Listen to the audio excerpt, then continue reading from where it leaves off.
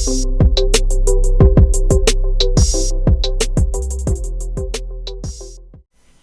guys, welcome back to my channel.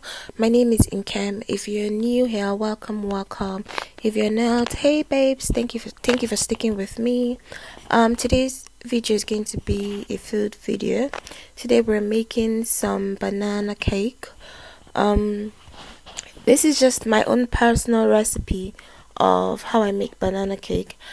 I haven't baked in a very long time, and this is like maybe the second time I'm baking since I moved to my house, so bear with me. So I'm just putting in flour. I used about 3 cups of flour to make this banana cake. It's a very straightforward and simple recipe. It's not something that takes a lot of time. And then I've just added 2 cups of sugar. I'm adding about a teaspoon of salt, and then I'm going to go ahead and add some baking powder and baking soda, bicarbonate soda. I've added just about a teaspoon of each of those.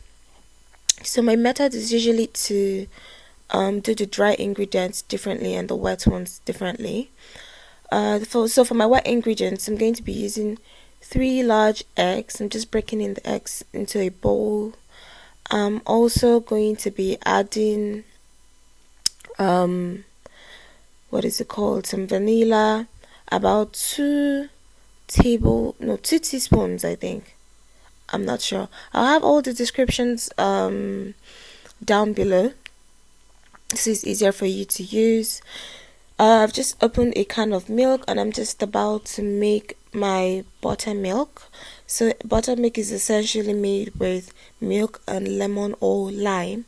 I had lime, so I'm using the lime now. Add the lime to a cup of milk and just turn it, watch it curd, and that's your buttermilk. So I'm basically mixing the buttermilk and pouring it into the wet ingredients. And I'm going to also be adding vegetable oil. So you can either use vegetable oil or butter. I didn't have butter, or I didn't have enough butter at home, so I'm just going to be using vegetable oil. For the vegetable oil, I'm using about 3/4 of a cup. So I'm using the 1/4 cup, 3 of it. To mix as part of my wet ingredients. So basically I'm just going to pour in the last cup of oil and then mix it thoroughly. Here is me mixing it as vigorously as I can, trying to incorporate everything together and make sure that oil is not just hanging on top. Yeah. Next part would be for you to mash your banana. So I like to use very ripe bananas. I've had this banana for I think a week. I just really left it on top of the fridge so that it could ripen and soften, because we don't usually get really soft bananas here. So just basically peel the back, and remove all the thready thingies, and then put them in a bowl and just mash them all together. It's as simple as you're seeing me do it in this video. Oh gosh, I hope I can do as much food videos, because I'm always cooking, and I should go back to trying new things and showing you guys how I do it. Anyway, we're going to mash our bananas now with a fork. You can use a whisk to do yours, but for some weird reason I can't find my whisk, so we're using the fork today. We mash. We're mashing it as much as we can. It doesn't necessarily have to be like a fine pulp. Just mash it as much as we can, and just remove large lumps basically. And after that, we're going to be mixing the entire thing together.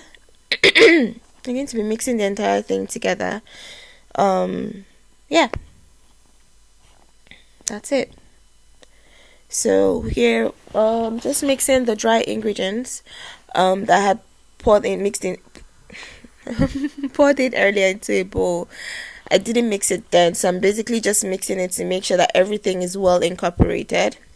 So I'll pour just like half or a bit of the wet ingredients into the grind and try and mix it, and then put like half of the banana and mix that as well, which is what I just did now. So I'm mixing it, mix it as much as you can, try to incorporate every bit of it, and then we can add the rest of the wet ingredients, and then mix it some more, and then add the rest of the banana, and just keep mixing it as much as you can to make sure that everything is in there and well incorporated. Yeah, my voice feels coarse this this morning. Anyways, we're mixing. Yeah, so I'm just about to add some chocolate. So this is like an afterthought. You can use some nuts, raisins, sultanas, cranberries, whatever thing you'd like to add extra to your banana cake. But I had some chocolate. I had a chocolate tray, to be honest, and this is why I'm cutting up some chocolates. They have different flavors, so I'm basically just dicing the chocolate and pouring it into the mixture. And then the next one, and I think I remained a bit more. Yeah, I remained some more for me to use and garnish it. So just pour in your chocolate or your nuts, whatever it is that you want, and then pour it into the pan. So I'm going to be using parchment paper to line under my pan. I don't know why I've just been using parchment paper. I'm used to just putting, what is it called, butter all around the pan. But yeah, I'm using parchment paper. Cut the base of the pan, cut some paper to the size of the base of the pan, and then butter up the rest of the pan, the sides of the pan. And I am going to pour in my first batch of banana cake into the pan. Okay, easy peasy. So when you're pouring, you make sure that you don't overfill the pan because cakes, it will rise and then it will overspill in the oven. So yeah, I think I even poured too much, but I don't think this was bad at the end of the day. So you garnish with the remaining chocolates, and I'm just cutting some extra parchment paper to, I call it parchment paper, some people call it baking paper. So I'm cutting some extra to cut out the diameter of circumference, I don't know, in fact, under the pan. I'm cutting it to the size of my pan so that I can add that. So I'm buttering as well, what I did with the first one. Buttering the sides of my pan with butter, and then I'll put in the parchment paper back and then pour in the rest of the batter in. Yeah, that's it. Ooh, it looks so nice. I actually like the consistency of this one. I'm very particular about consistency because that will now determine how moist or how hard or soft your cake is, I think. Yeah, so this is the extra ones, and this is just for my garnish.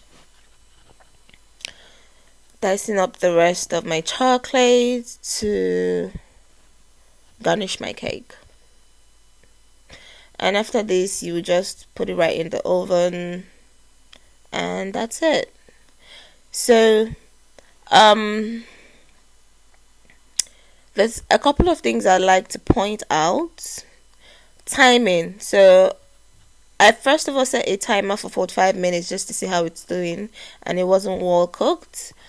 And then I put a timer for another 15 minutes, which would have cooked, but then I stepped out for a minute, like I went downstairs to pick up something, and some part of my cake burned. So yeah, timing is very important.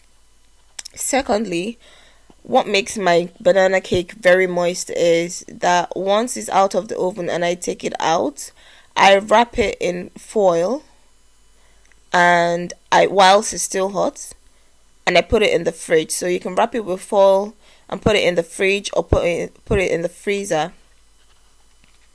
It will cool it down, and the foil will retain like the heat and whatnot, and that will help your cake stay very moist and nice. So this is what it looks like.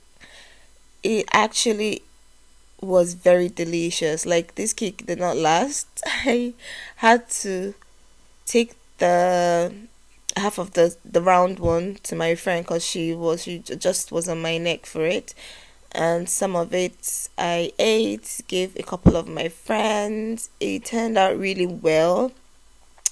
If you try out my recipe, please let me know. Don't forget to like, share, subscribe. Thank you for watching, and I'll see you in my next one. Bye.